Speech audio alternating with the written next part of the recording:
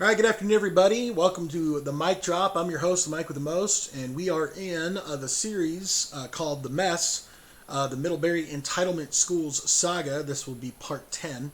And the reason why this is continuing, I had envisioned this finishing a couple episodes ago, but unfortunately, Middlebury Entitlement Schools continues to marginalize and silence the people that actually have questions from their own community.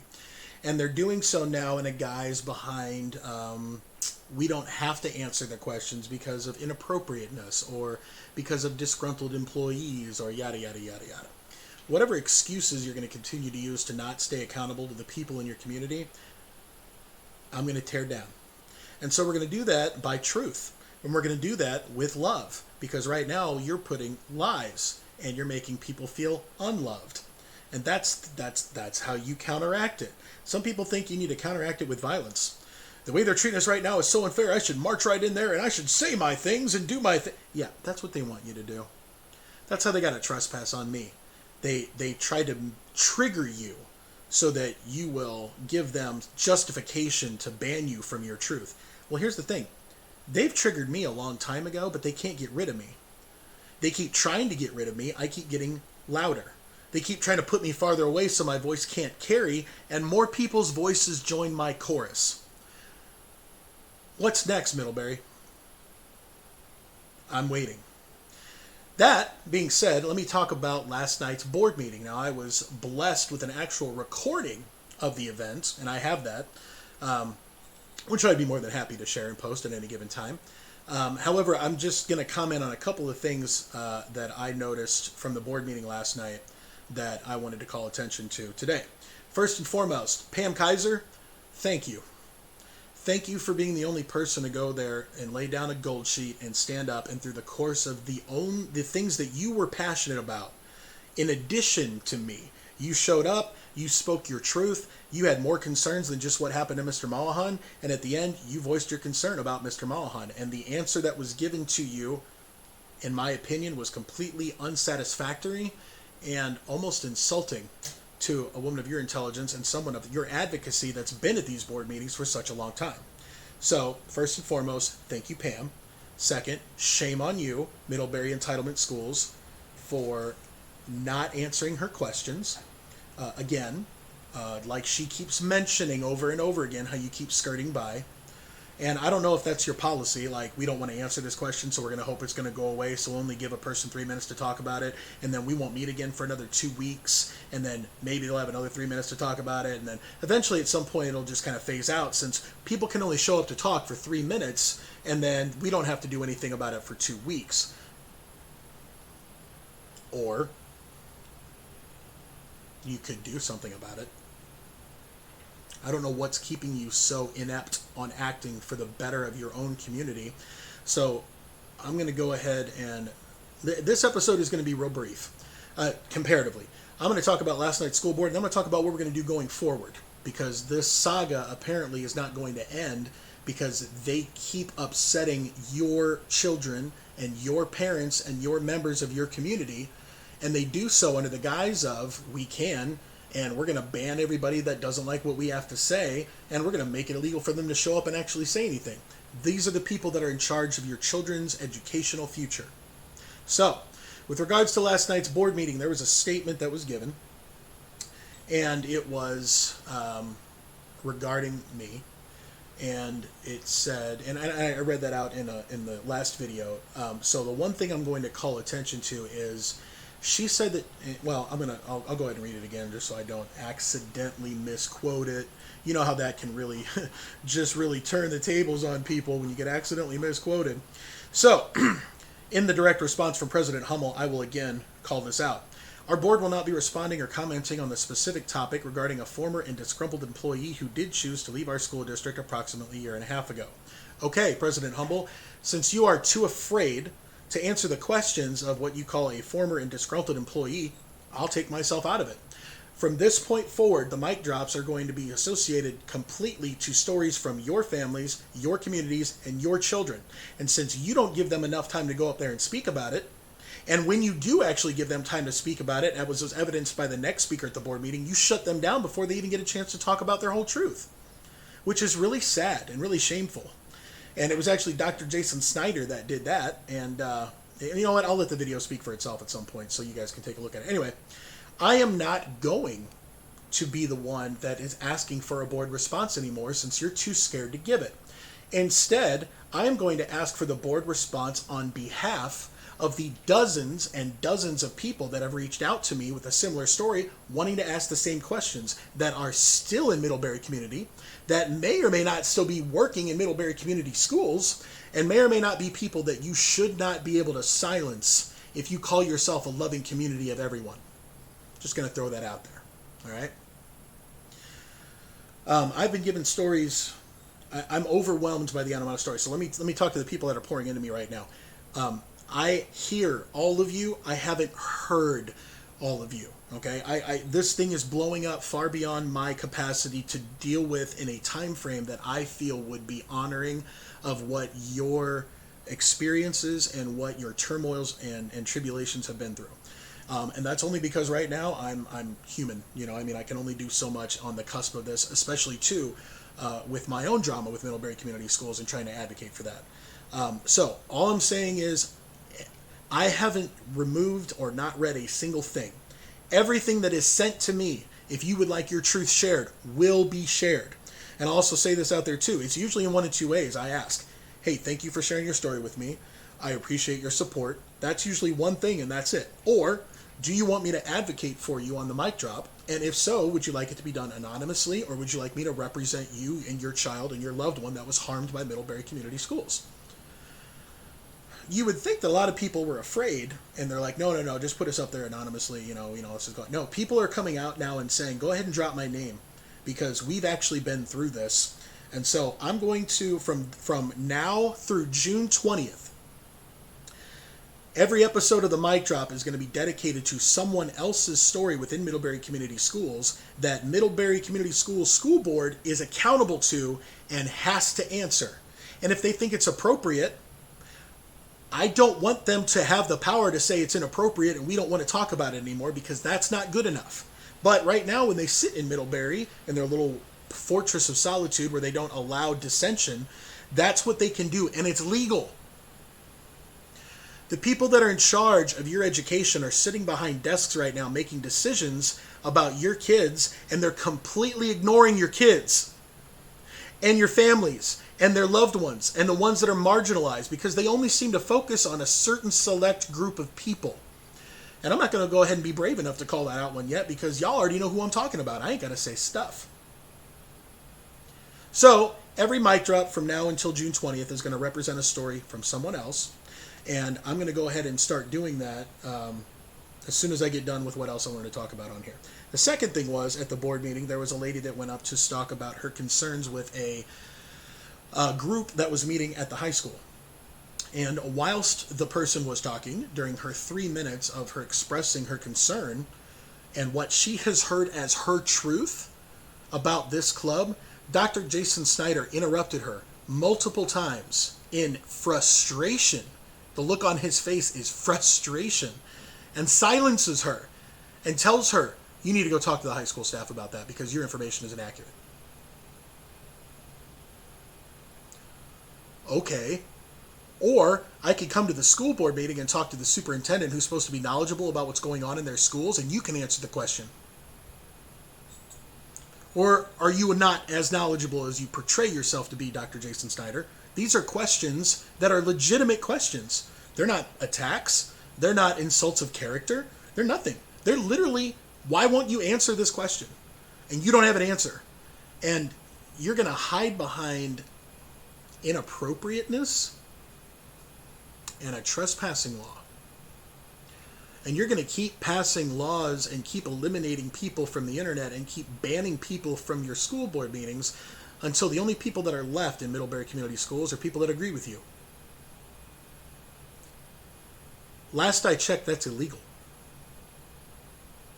Only you're not doing it officially.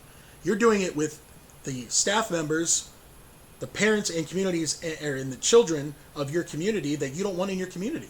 You don't support them. How do I know? Because I was the one that was doing so when you wouldn't. And you wonder why the last few years that I was working there, I wasn't doing everything that you asked me to do at A+ capacity, because the stuff that you started to prioritize was BS compared to the hearts and minds and the souls of these kids that are going through a worldwide pandemic right now. And because I disagreed with that and continued to do the good job that I'd been doing for the 5 years prior, y'all wanted to change on how we were evaluated, and guess what? I guess I didn't make the Middlebury cookie cut model. Just like about 15% of the people in your community. Oh, 15%. Let's go ahead and mention that real quick. Also, during the board meeting, there was a representation by Mr. Wood and the administration at the high school to represent the numbers on graduation. When I left Middlebury Community Schools a year and a half ago, the graduation rate was in the upper 90s. Or 90s period. And now it's, I think, somewhere around 87, maybe 88%. And I'm just quoting what I heard, live at the actual board meeting itself, which for some reason you guys don't seem to put those notes into the meeting minutes, and I don't know why you leave out such important, truthful details for people to be able to see. It's almost like you're censoring what gets reported. It kind of feels that way. I don't know if that's a truth or not, but I can say that it feels that way, and feelings aren't facts, so I can say however I feel, however I want. It feels like you're being an over-censoring, corrupt establishment that wants to silence the voice of people that disagree with you so that you can keep getting away with all the stuff that you've been doing up to this point. For as long as I breathe, and for as long as I have a microphone, and for as long as people want me to, I'm going to be working to take down the entitlement portion of Middlebury Entitlement Schools. I love Middlebury community. I've loved the families that have just wrapped me right up and made me feel like I belonged from day one. I love what they stand for in that community. If it's done correctly, they are a strong, strong community of family. And I've met some bomb families. But I have so much love for the kids of Middlebury community that I'm no longer going to sit idly by silently and let you take advantage of their individuality, or their parents' individuality, or their freedom of speech, or their freedom of questioning corrupt establishments, which I'm pretty sure is also guaranteed in the First Amendment. So my question for you, school board, of the local Middlebury Community Schools chapter of tiny government, not county government, no, small government, then county, then state, then country. So let's go big instead of tiny Middlebury, okay? In the country, when people do something wrong, or hurt someone, or rub someone the wrong way, they're usually held accountable. The people that aren't are the ones that set it up so that no matter where they're at, they cannot be held accountable. Like silencing people online, like removing access to whether or not you can actually show up to events. All you're doing is showing yourself to be your true colors. And so I'm going to take a step back and take Mike Mollahan's turmoil and tragedy that happened at the result and the hands of Middlebury Community Schools. And for the next 13 so days, let's see, what's the 8th? So we got 12, 13 days or so before the next board meeting. Every single mic drop going forward is going to be entitled a representative story of a community member, former teacher, former student of Middlebury Community Schools, in the hopes that on January 20th, when people show up to ask these questions, President Hummel, you don't have a statement that just says, we're not going to respond to a former and disgruntled employee. Fine, don't. What about the 14 people behind me that have also said the exact same things? I'm a former and disgruntled employee. You don't want to talk to me? Okay, I'll step aside. There they are. Why are you ignoring them? Why are you silencing them? Your children, your parents, your teachers. Why are you silencing them? If I'm the threat, if I'm the thing you're afraid of, if it's my truth that you are really, really scared of, then why are you afraid of a dozen people that are behind me wanting to share their story? Something doesn't add up. It's a little sus. It smells kind of fishy. So we're going to give breadth to those stories. And what I'm going to do starting tomorrow is every day around, I'm going to actually make this planned now. I'm going to go online, if I can, I'm going to come online late afternoon, and I'm going to do a mic drop video. I don't know if I'll be able to figure out the live portion yet, but I'm still working on that. For the purposes of the advocacy that needs to be done towards Middlebury entitlement schools, I'm not going to stop. I'll figure out the process along the way, but your stories are going to be out there and heard no matter what. Probably at the end of the school day, I'm thinking maybe between 3 o'clock-ish, maybe around the 3 o'clock hour. I'm in Central Time, so that might be 4 o'clock for you guys. I might try to do it a little bit earlier. I'd like to have it so that you can see it right when you get off of work or right when the kids get off of school, just so it's something that you can choose to incorporate into your evening if you want to, and you don't have to be waiting for like a mic drop thing to pop up. Be like, oh, there's another episode. I'm going to try to make it a little more routine just for the next couple weeks because we have a mission. And the mission is called Middlebury Schools Accountability. And right now, they don't have any. The people that they say that they're accountable towards are the same people that they don't want knowing everybody's secrets. So I'm calling them out. I'm calling every single one of you out. And I'll start tomorrow with somebody else's story, and I'll share the rest of mine going into this for the remainder of this mic drop. School board members, it is your elected job to look at the corporation within that you serve and find it and bring it into the light at the school board meetings. You are supposed to be there for us. You're not supposed to be there for Dr. Jason Snyder. If expressions from patrons is number 4.0 on your agenda, you need to learn how to take those expressions with a lot more grace, with a lot more intelligence, with a lot more dignity, and a lot less shutting them up halfway through them trying to explain their truth. Shame on you.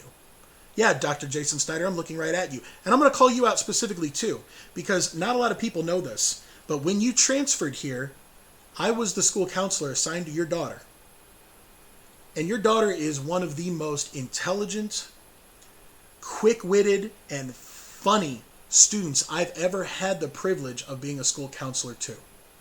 She's witty, she is funny, she's so smart.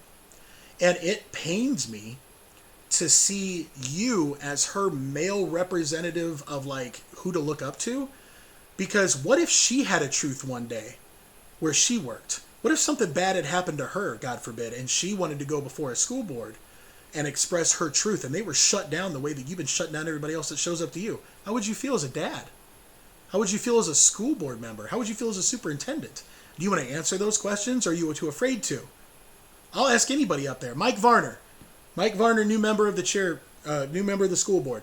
I've counseled 3 of your children, one of which is the new band director.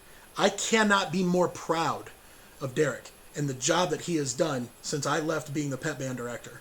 And he is a phenomenal successor to the great Brad Zook that actually taught musicianship at a very highly competitive level the entire time that he was there. I sing praises of your son, and your daughter on a regular basis for their intelligence, their wit. I mean, Mason, man, he just... the dude can just drop a one-liner out of nowhere and all of us just kind of turn and look, and he'll look at you deadpan. And it's the funniest thing in the world. The boy brings so much joy. Mike Varner, you're sitting on the school board meeting right now during all this going on. If Taryn or either of your 2 sons decided to come to the school board meeting with concerns like this, how would you treat them? Would you treat them like this? Would you ignore their truthful concerns and claim it's inappropriate to talk about? Let's skip the school board for a second. Let's go off to the side. Let's go to Assistant Superintendent Mr. Yoder. Mr. Yoder, I have had the privilege of counseling your son and your kind of adopted daughter, his girlfriend, during the entire time that I was there at high school. And during the conversations that you and I have had as men, you've told me that you know of the corruption that's going on. You know how hard it is to work and advocate for certain things, and you knew that because of what was going on with Patience and how difficult it was for her to be in an environment where she could learn. And you know what you did? You moved heaven and earth to make it sure that she had an opportunity to learn because her environment was not conducive to it. Why are you sitting so quietly now when other parents are showing up doing the exact same thing? Why are you sitting quietly now when former employees and former teachers are showing up to advocate for your children? And you want to silence them and call it it's inappropriate. I could go down the line and call out every school board member that I want, but here's the thing. I don't know all of you. I'm not going to call anybody out that I have not at least gotten a chance to know and form a personal relationship with. However, you have no problem sitting on your high throne and assigning me monikers like disgruntled. I'm sorry, are you a therapist? President Hummel? Are you someone who can evaluate my emotional states on a regular basis? If not, what gives you the right to call me something that I'm not? I'm not disgruntled. I'm frustrated. Sure. A little bit upset. I would even say angry. Disgruntled is a term that is actually very, very simple. And I can imagine someone of your academic level operating on that level, only wanting to use simple terms for, people that understand. Or I don't know why. I try to operate at the high academic level that you do and try to use those words, but you're using them inappropriately. So disgruntled is what happens when someone is upset with something that happened to them. And they couldn't do anything to change it, but they're not so upset about it that they, go and fly off the handle. They're just a little hem and haw. I stopped being disgruntled after my name was dragged through the mud during an interview process for a new school counselor. A lot of you guys don't know that story, but that story will be coming too. So, disgruntled. Wrong. You have stuff in the school board meeting that is a wrong representation of someone you just decided to go ahead and... So I'm hurt, I'm sad, I have a truth to share, I want to come and talk about it, and when I do, you say I'm disgruntled. You don't care about me? You don't care about your former employees that went through hell? Because I'm not the only one. I'm about to share you stories of for the next 12 days of different ones that have. So where are you at right now with this? Huh? Where are you at? That's the plan. For those that have been following the mic drop, for those that are in the I love you because you breathe movement, or if you breathe I love you movement, whatever you want to call it, this is how we love on those that are unable to be loved on by those that should be loving on them. And a school board should be protecting the people of the community, not the school's best interests. Usually, it's equal. But look at any one of your board meetings. You silence and you curtail and you interrupt the one time that the people actually get to show up and say something about you, but we all have to sit quiet while you go ahead and brag about the things that you think that you kind of halfway did right this year, and we don't get to say anything about the stuff that we feel is wrong. We got to wait for you to go ahead and sit through all of that. And then you give us 3 minutes, and then during those 3 minutes, you don't even answer the questions. You refuse to. You're an embarrassment. Like, how did you guys even get into any type of control? I don't know anybody with the practices that you're doing right now that would vote you into those positions. So it leads me to believe that it's probably political. You probably are up there for purpose. You're probably up there because someone wants you up there. If I'm wrong, again, these are Mike's feelings. This is not fact. I'm not saying that this is the truth. I'm saying this is how it feels. If what I'm saying is wrong, it is wrong for your truth, why don't you tell me what it is? What are you afraid of? No one else is afraid of telling me their truth. And no one else is even really afraid of me sharing it, but you seem to be. What are you hiding? Oh, that's right. I know what you're hiding. I know what you do with the data to make yourself look better. It's on the GR report. I know the week that you spend after graduation trying to make that report look so good so it covers up all the failures that you did during the entire school year with those kids. I know because I sit in on those meetings and have sat on those meetings and had to explain why a kid wasn't graduating. And that wasn't good enough at the end when we were reporting things. It had to look a little bit better. If you want to know what actually transpired during those times, I'll be happy to tell you. I would love to. I'd love to go on record and say what was going on during those times for me, and I will. But for right now, thanks to the Middlebury Community School Board members saying we're not going to talk to a disgruntled employee, I'm stepping aside and letting somebody else talk.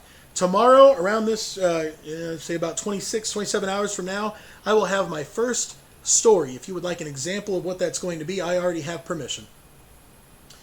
Her name is Lisa Fain, and she is the mother of a recent graduate who was also a cheerleader during the time that if you had watched my Dr. Robbie Goodman Mike's drop, you would have known a huge abuse of power and corruption from the assistant superintendent level that trickled down and really destroyed the hearts of a lot of the girls on the cheerleading squad.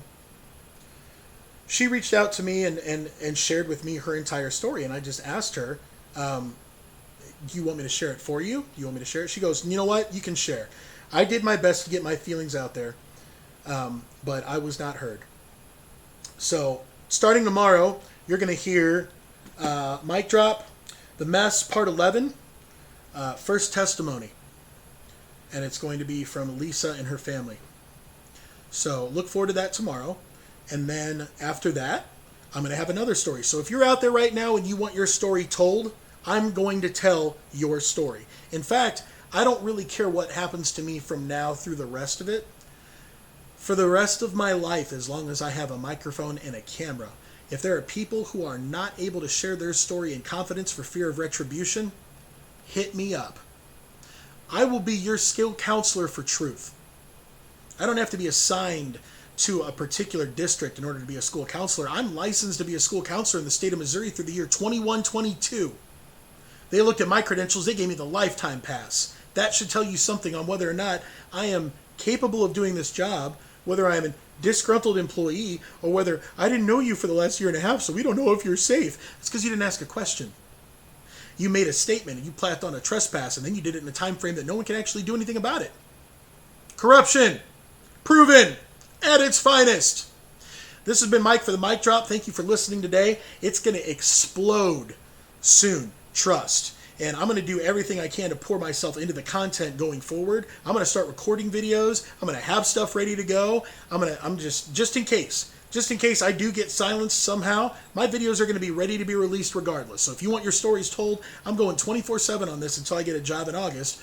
Which, by the way, if you heard, my job interviews from this week miraculously got rescheduled for next week, both of them, out of no action of my own, but my voice was gone.